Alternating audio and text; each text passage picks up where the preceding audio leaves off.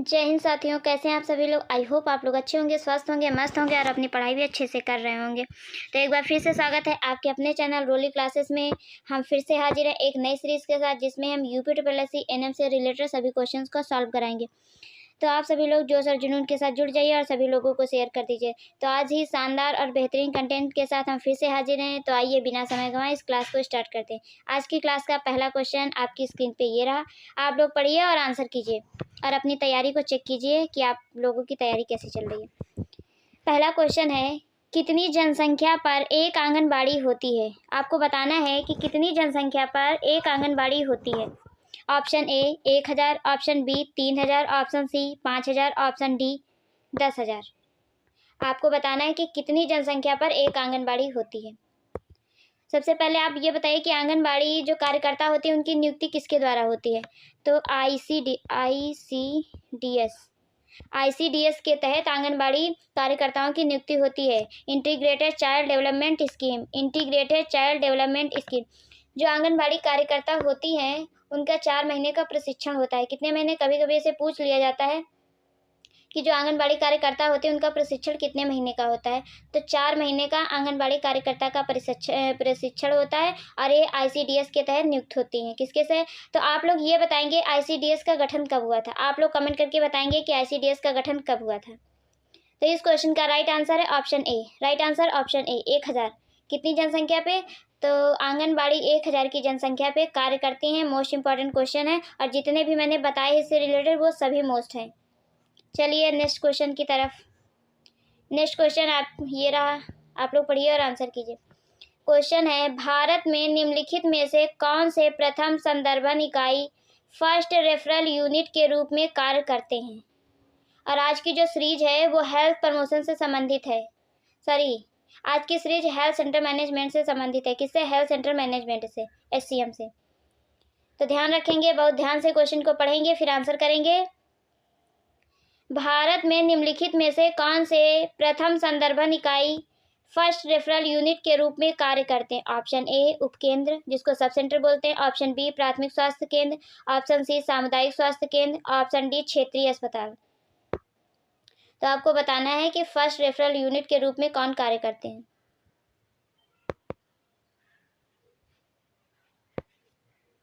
तो आज की सीरीज किससे संबंधित है? हेल्थ सेंटर मैनेजमेंट से। हेल्थ सेंटर मैंने मेरी गलती से निकल गया था हेल्थ प्रमोशन, सॉरी।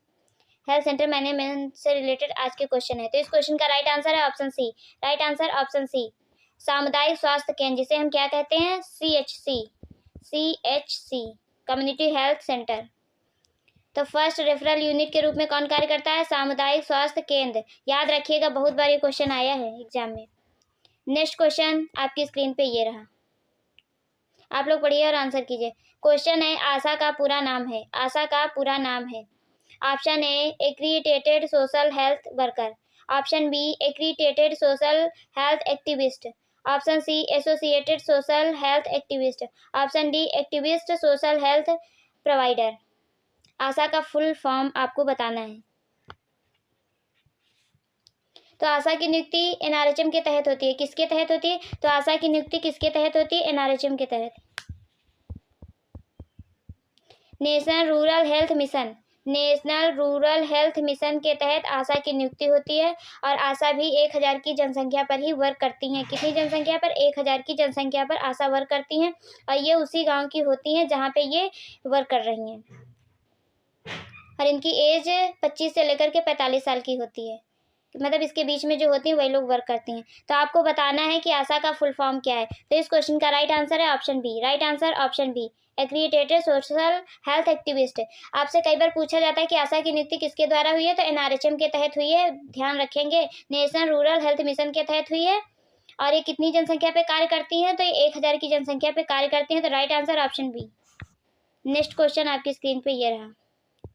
क्वेश्चन है, एनआरएचएम के तहत उपकेंद्रों के रखरखाव हेतु आवंटित अनटाइड फंड के प्रयोग का अधिकारी कौन है।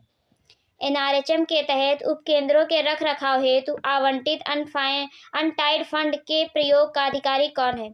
ऑप्शन ए केवल एनम। ऑप्शन बी एनम व एमवीडब्ल्यू।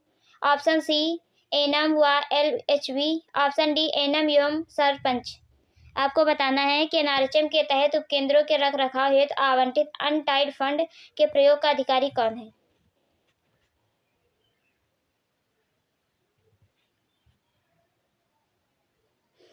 LHV का मतलब होता है lady health visitor, lady health visitor, तो याद रखेंगे लेडी हेल्थ विजिटर, LVH का मतलब।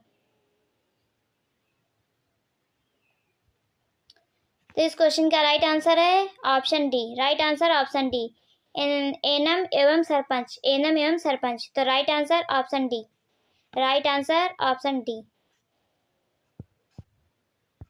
नेक्स्ट क्वेश्चन आपकी स्क्रीन पे ये रहा। प्रसव कक्ष में नवजात शिशु के रिससिटेशन एवं देखभाल के लिए निर्धारित स्थल कहलाता है। लेबर रूम की बात हो रही है। लेबर रूम में जो नवजात शिशु होता है उसके रिससिटेशन एवं देखभाल केयर के लिए निर्धारित स्थल क्या कहलाता है। Option A new born care centre, option B new born care corner, option C new born resuscitation bed, option D new born care creche. Most important question है, नोट कर लीजिए। प्रसव कक्ष में नवजात शिशु के रिससिटेशन एवं देखभाल के लिए निर्धारित स्थल क्या कहलाता है। तो इस क्वेश्चन का राइट आंसर है option B, right answer option B, new care corner, क्या बोलते हैं न्यू बॉर्न केयर कॉर्नर, तो right answer option B new born care corner. याद रखिएगा, कैसे कंफ्यूज करते हैं। नेक्स्ट क्वेश्चन आपकी स्क्रीन पे ये रहा। निम्नलिखित में किसके अतिरिक्त सभी न्यूबॉर्न केयर कॉर्नर की स्थापना के उद्देश्य हैं। इसमें आपको फाइंड करना है कि कौन सा न्यूबॉर्न केयर कॉर्नर को छोड़कर बाकी सभी उसी के उद्देश्य हैं। ऑप्शन ए गर्माहट प्रदान करना, ऑप्शन बी शीघ्र स्तनपान प्रारंभ करना, ऑप्शन सी नियमित नवजात देखभाल प्रदान करना, ऑप्शन डी नवजात को आराम देना। इसमें बताना है निम्नलिखित में से किसके अतिरिक्त सभी न्यूबॉर्न केयर कॉर्नर की स्थापना के उद्देश्य हैं। जल्दी जल्दी आप लोग कमेंट कीजिए, आप लोगों के कमेंट नहीं आ रहे हैं, आप लोग आंसर नहीं दे रहे हैं। अरे भाई अब तो रजाई से हाथ निकाल लो। तो इस क्वेश्चन का राइट आंसर है option D, right answer option D, नवजात को आराम देना। नवजात को आराम तो माँ के पास भी मिल जाता है, लेकिन न्यूबॉर्न केयर कॉर्नर इसलिए बनाया जाता है ताकि उनको गर्माहट प्रदान किया जा सके, शीघ्र स्तनपान प्रारंभ कराना, नियमित नवजात देखभाल प्रदान करना। तो इस क्वेश्चन का राइट आंसर है ऑप्शन डी। नेक्स्ट क्वेश्चन आपकी स्क्रीन पे ये रहा, आप लोग पढ़िए और आंसर कीजिए। क्वेश्चन है उपकेंद्रों को आपूर्तित औषधि किट है, उपकेंद्रों को आपूर्तित औषधि किट है। आपको बताना है कि जो उपकेंद्र या सब सेंटर होते हैं उस पे जो औषधि वाली किट होती है वो कौन कौन सी होती है। ऑप्शन ए केवल किट ए, ऑप्शन बी केवल kit B, option C kit A व B, option D kit A B व सी। तो आपको बताना है कि उपकेंद्र पे कौन कौन सी औषधि किट होती हैं। बहुत ध्यान से आंसर को देंगे।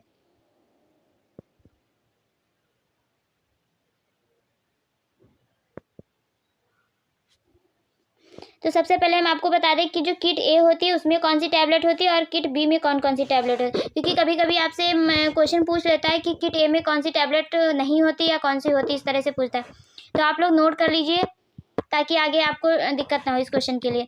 तो किट ए में आयरन फॉलिक एसिड टैबलेट बड़ी वाली, आयरन फॉलिक एसिड टैबलेट छोटी वाली, मतलब बड़ी या छोटी आयरन फॉलिक एसिड दोनों होती है, फॉलिक एसिड टैबलेट और ORS के जो पैकेट होते हैं वो भी होते हैं, जिंक सल्फेट टैबलेट भी होती हैं, आयरन फॉलिक एसिड सिरप होती है, विटामिन ए सिरप होती है, जीबी क्रिस्टल्स होते हैं। तो ये सभी जितने मैंने बताए हैं ये सभी किट ए के प्रोडक्ट हैं, किट ए की दवाइयाँ या ड्रग हैं। केवल किट बी में कौन कौन सी चीज़ें आती हैं वो बता रहे हैं, उसे नोट कर लीजिए। पैरासीटामॉल टैबलेट, डायसाइक्लोरिन टैबलेट और albendazole tablet, methyl ergometrine tablet, methyl ergometrine injection, chloramphenicol, povidone iodine, cotton bandage और कॉटन रोल। ये इतनी चीज़ें किट बी के सामान हैं या किट बी की ड्रग हैं। और ये किट कहाँ रहती हैं, ये सब सेंटर पे रहती हैं। तो इस क्वेश्चन का राइट आंसर है option C, right answer option C, kit A व बी दोनों। तो राइट आंसर ऑप्शन सी। बहुत ध्यान से, क्योंकि इसमें भी कंफ्यूजन कर देता है। नेक्स्ट क्वेश्चन आपकी स्क्रीन पे ये रहा, आप लोग पढ़िए और आंसर कीजिए।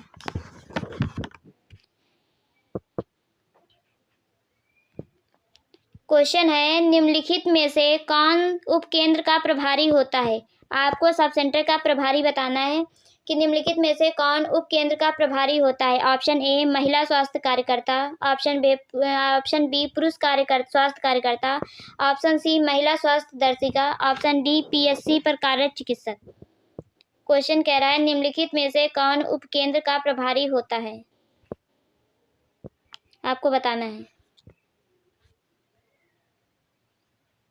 तो इस क्वेश्चन का राइट आंसर ऑप्शन ए है। राइट आंसर ऑप्शन ए, महिला स्वास्थ्य कार्यकर्ता, जिसे हम शॉर्ट फॉर्म में क्या कहते हैं, एएनएम कहते हैं। एएनएम एएनएम जो होती हैं वो उपकेंद्र या सब सेंटर का प्रभारी होती हैं। तो राइट आंसर ऑप्शन ए।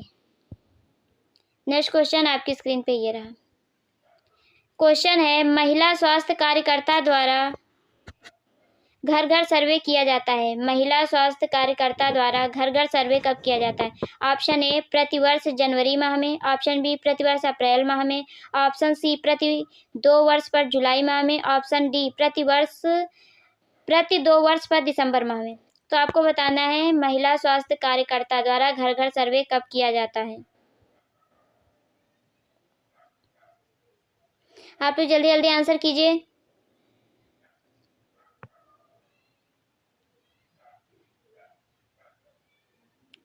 तो इस क्वेश्चन का राइट आंसर है option B. Right answer option B, प्रतिवर्ष अप्रैल माह में। कब किया जाता है? प्रतिवर्ष अप्रैल माह में महिला स्वास्थ्य कार्यकर्ता द्वारा घर घर जाके सर्वे किया जाता है। तो right answer option B. Next question आपकी स्क्रीन पे ये रहा। क्वेश्चन है, निम्नलिखित स्वास्थ्य सेवाओं की त्रिस्तरीय प्रणाली में सम्मिलित नहीं है। त्रिस्तरीय प्रणाली में सम्मिलित नहीं है। Option A anganwadi, option B उप स्वास्थ्य केंद्र, ऑप्शन सी प्राथमिक स्वास्थ्य केंद्र, ऑप्शन डी सामुदायिक स्वास्थ्य केंद्र। सामुदायिक स्वास्थ्य केंद्र सीएचसी, प्राथमिक स्वास्थ्य केंद्र पीएचसी, उप स्वास्थ्य केंद्र एससी। आंगनबाड़ी तो आप सभी लोग जानते हैं। तो ग्रामीण स्वास्थ्य सेवाओं की त्रिस्तरीय प्रणाली में सम्मिलित नहीं है, आपको बताना है। जल्दी जल्दी आप लोग आंसर कीजिए।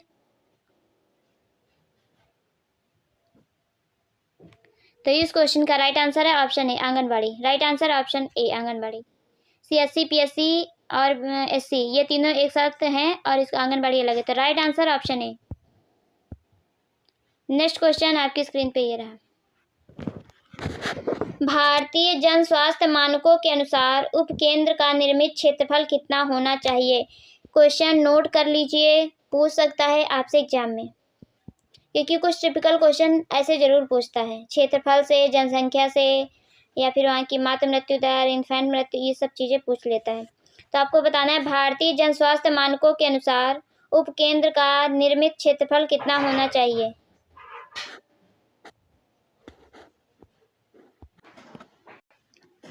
ऑप्शन ए 53.50 से 73.50 वर्ग, ऑप्शन बी 5350 से 7350 वर्ग फीट, ऑप्शन सी 73.50 से 90.20 वर्ग, ऑप्शन डी 73.50 से 100.20 वर्ग मीटर। तो आपको बताना है कि भारतीय जन स्वास्थ्य मानकों के अनुसार उपकेंद्र का निर्मित क्षेत्रफल कितना होना चाहिए।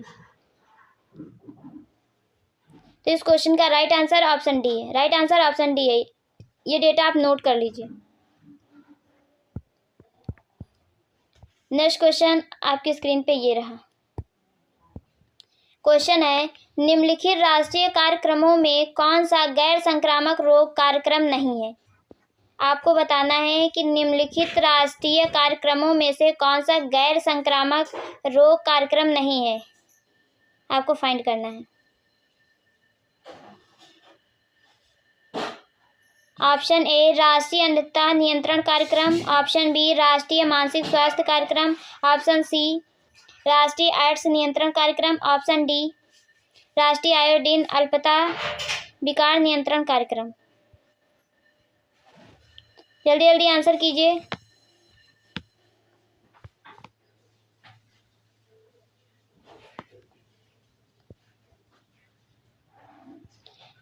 राष्ट्रीय अंधता नियंत्रण कार्यक्रम कब स्टार्ट हुआ था? 1976 में। कब? 1976 में। राष्ट्रीय मानसिक स्वास्थ्य कार्यक्रम, ये डेट नोट कर लीजिए, पूछ लेता है इसे भी। तो राष्ट्रीय मानसिक स्वास्थ्य कार्यक्रम कब स्टार्ट हुआ था? 1982 में। 1982 में। राष्ट्रीय एड्स नियंत्रण कार्यक्रम कब स्टार्ट हुआ था? तो 1987 में। 1987 में। राष्ट्रीय आयोडीन अल्पता विकार नियंत्रण कार्यक्रम कब स्टार्ट हुआ था? 1992 में। 1992 में। तो ये चारों का जो डेट है बहुत अच्छे से याद रखिएगा, कई बार एग्जाम में पूछा गया है और आगे भी पूछा जा सकता है। तो इस क्वेश्चन का राइट आंसर है option C. Right answer option C, राष्ट्रीय एड्स नियंत्रण कार्यक्रम। नेक्स्ट क्वेश्चन आपकी स्क्रीन पे ये रहा, तो पढ़िए और आंसर कीजिए। क्वेश्चन है, किसी क्षेत्रफल में कुल गर्भावस्थाओं की कितनी जोखिम वाली मानी जाती हैं? कुल क्षेत्रफल में कुल गर्भावस्थाओं में कितनी जोखिम वाली महिलाएं मानी जाती हैं या मानी जाती हैं? ऑप्शन ए 5% या 5%, option B 8%, option C 13%, option D 15% या 15%। तो आपको बताना है कि किसी क्षेत्रफल में कुल गर्भावस्थाओं में कितनी महिलाएं जोखिम वाली मानी जाती हैं, आपको बताना है। तो इस क्वेश्चन का राइट आंसर है option D. Right answer option D, 15%। कितनी? 15%। Right answer option D. Next question आपकी स्क्रीन पे ये रहा।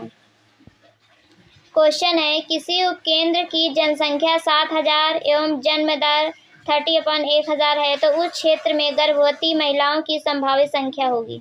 इसका एक फॉर्मूला आता है, उसको मैं नेक्स्ट वीडियो में आपको बताऊंगी। क्वेश्चन है, किसी उपकेंद्र क्षेत्र की जनसंख्या 7000 एवं जन्म दर 30/1000 है तो उस क्षेत्र में गर्भवती महिलाओं की संभावित संख्या होगी। Option A 201, option B 211, option C 221, option D 231। आप लोग आंसर कीजिए। तो इस क्वेश्चन का राइट आंसर है option D. Right answer option D, 231। कितनी? 231। Right answer option D. Next question आपकी स्क्रीन पे ये रहा। क्वेश्चन है, किसी उपकेंद्र क्षेत्र की जनसंख्या 8000 है, उस क्षेत्र में 5 वर्ष तक बच्चों की संख्या होगी। किसी उपकेंद्र क्षेत्र की जनसंख्या 8000 है, उस क्षेत्र में 5 वर्ष तक बच्चों की संख्या होगी। Option A 400, option B 640, option B 1040, option D 1200। तो आपको बताना है 5 वर्ष तक बच्चों की संख्या।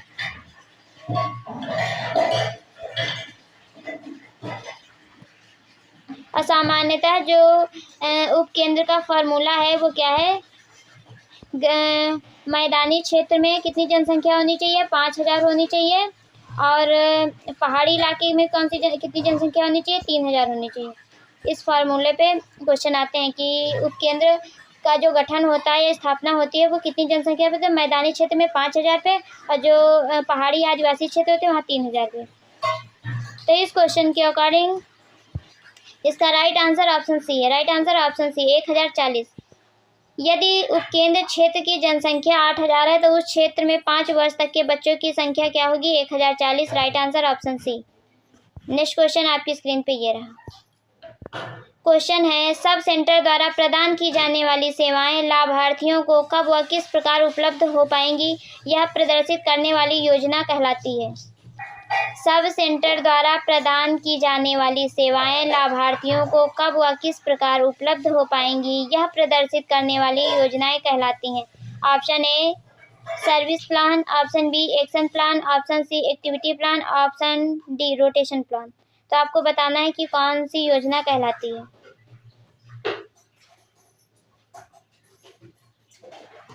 तो इस क्वेश्चन का राइट आंसर ऑप्शन बी है, action plan. Right answer option B, action plan. क्या है? Action plan. नेक्स्ट क्वेश्चन आपकी स्क्रीन पे ये रहा। क्वेश्चन है, उपकेंद्र पर एक्शन प्लान बनाया जाता है। उपकेंद्र पर एक्शन प्लान बनाया जाता है कब का? ऑप्शन ए साप्ताहिक आधार पर, ऑप्शन बी मासिक आधार पर, ऑप्शन सी त्रैमासिक आधार पर, ऑप्शन डी वार्षिक आधार पर। उपकेंद्र पर एक्शन प्लान कब बनाया जाता है, किस आधार पर बनाते हैं? नोट कर लीजिए ये क्वेश्चन। तो इस क्वेश्चन का राइट आंसर ऑप्शन बी मासिक आधार पर। कौन सी? मासिक आधार पे उपकेंद्र पर एक्शन प्लान बनाया जाता है। नेक्स्ट क्वेश्चन आपकी स्क्रीन पे ये रहा, आशा का विस्तारित रूप क्या है। यहाँ पर फिर आशा का फुल फॉर्म पूछ रहे हैं कि आशा का फुल फॉर्म क्या है, आप लोग बताइए। तो आशा की पहले आप लोग नोट करिए, आशा की ड्रग किट में क्या क्या होता है। आशा की ड्रग किट में क्या क्या होता है, नोट कर लीजिए, क्योंकि कई बार पूछा जाता है कि आशा की किट में कौन सी चीज़ नहीं होती, कौन सी होती।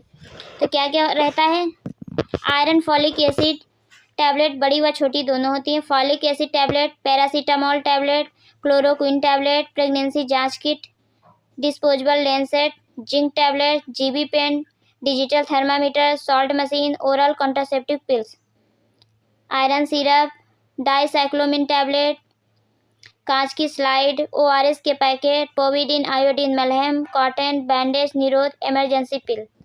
ये इतने आइटम या इतनी ड्रग या इतने सामान आशा की किट में रहता है। तो आपको बहुत ध्यान से लिखना है और याद भी रखना है कि क्या क्या आशा की किट में रहता है। तो इस क्वेश्चन का राइट आंसर है option C. Right answer option C, aggregated social health activist. याद रखिएगा, बहुत बार पूछा गया है क्वेश्चन। नेक्स्ट क्वेश्चन आपकी स्क्रीन पे ये रहा, क्वेश्चन है क्षय रोग नियंत्रण हेतु चलाया जा रहा राष्ट्रीय कार्यक्रम है। क्षय रोग नियंत्रण हेतु चलाया जा रहा राष्ट्रीय कार्यक्रम है। Option A RNTCP, option B NPSCE, option D NIDDCP, option D NVBDCP। तो आपको बताना है कि राष्ट्रीय क्षय रोग नियंत्रण हेतु चलाया जा रहा राष्ट्रीय कार्यक्रम कौन सा है। Revised national tuberculosis control programme, RNTCP। तो इस क्वेश्चन का राइट आंसर है option A. Right answer option A, RNTCP, revised national tuberculosis control programme. Right answer option A. Next question आपकी स्क्रीन पे ये रहा, आप लोग पढ़िए और आंसर कीजिए।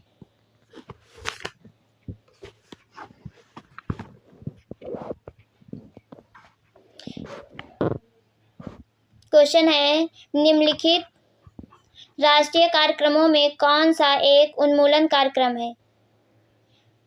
निम्नलिखित राष्ट्रीय कार्यक्रमों में कौन सा एक उन्मूलन कार्यक्रम है। Option A NACP, option B NPCB, option C NMHP, option D NLEP। आपको बताना है कि राष्ट्रीय कार्यक्रमों में कौन सा एक उन्मूलन कार्यक्रम है। जल्दी से बताइए, जल्दी जल्दी आप लोग कमेंट कीजिए।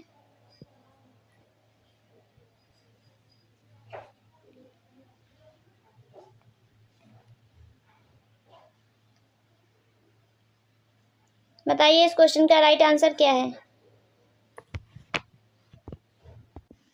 तो इस क्वेश्चन का राइट आंसर है option B. Right answer option B, NPCB, national programme for control of blindness. Full form क्या है आप लोग नोट कर लीजिए इसका फुल फॉर्म। NPCB का फुल फॉर्म है national programme for control of blindness. तो इस क्वेश्चन का right answer option B. Next question आपकी स्क्रीन पे ये रहा, आप लोग पढ़िए और आंसर कीजिए। क्वेश्चन है, विश्व का सबसे बड़ा रोग प्रतिरक्षण कार्यक्रम है। विश्व का सबसे बड़ा रोग प्रतिरक्षण कार्यक्रम कौन सा है। Option A PPI, option B EPI, option C UIP, option D BFHI। तो आपको बताना है विश्व का सबसे बड़ा रोग प्रतिरक्षण कार्यक्रम कौन सा है। BFHI का फुल फॉर्म होता है baby friendly hospital initiative. Baby friendly hospital initiative. UIP का फुल फॉर्म होता है universal immunisation programme. Universal immunisation programme. EPI का होता है expanded programme on immunisation. Expanded programme on immunisation. जो एक्सपेंडेड प्रोग्राम ऑन इम्यूनाइजेशन है, इसकी शुरुआत 1974 में हुई थी और इसी का नाम चेंज करके यूनिवर्सल इम्यूनाइजेशन प्रोग्राम कब रखा गया था, 1985 में, 1985 में। कब, 1985 में। तो इस क्वेश्चन का राइट आंसर है option C. Right answer option C. इस क्वेश्चन का right answer option C, UIP sorry. Next question आपकी स्क्रीन पे ये रहा, आप लोग पढ़िए और आंसर कीजिए। क्वेश्चन है, उप स्वास्थ्य केंद्र की मासिक प्रगति रिपोर्ट के लिए निर्धारित प्रपत्र हैं। इंपॉर्टेंट क्वेश्चन है, ये नोट कर लीजिए, कई बार ये पूछा गया है। उप स्वास्थ्य केंद्र की मासिक प्रगति रिपोर्ट के लिए निर्धारित प्रपत्र हैं? ऑप्शन ए प्रपत्र 5, ऑप्शन बी प्रपत्र 6, ऑप्शन सी प्रपत्र 7, ऑप्शन डी प्रपत्र 8। मासिक प्रगति रिपोर्ट के लिए निर्धारित प्रपत्र है, कौन सा है? इस क्वेश्चन का राइट आंसर है ऑप्शन बी, जिसको प्रोफार्मा बोलते हैं। क्या बोलते हैं? प्रोफार्मा बोलते हैं। Right answer option B proforma 6। याद रखिएगा नंबर। नेक्स्ट क्वेश्चन आपकी स्क्रीन पे ये रहा। एक महिला स्वास्थ्य दर्शिका कितने उप स्वास्थ्य केंद्रों के पर्यवेक्षण के लिए उत्तरदायी होती है? एक महिला स्वास्थ्य दर्शिका, जिसको लेडीज हेल्थ विजिटर बोलते हैं, लेडी हेल्थ विजिटर, एक महिला स्वास्थ्य दर्शिका कितने उप स्वास्थ्य केंद्रों के पर्यवेक्षक के लिए उत्तरदायी होती है? Option A 4, option B 6, option C 10, option D 12। आप लोग जल्दी जल्दी बताइए। तो इस क्वेश्चन का राइट आंसर है option B. Right answer option B 6। कितने उप स्वास्थ्य केंद्र के? 6। तो राइट आंसर ऑप्शन बी।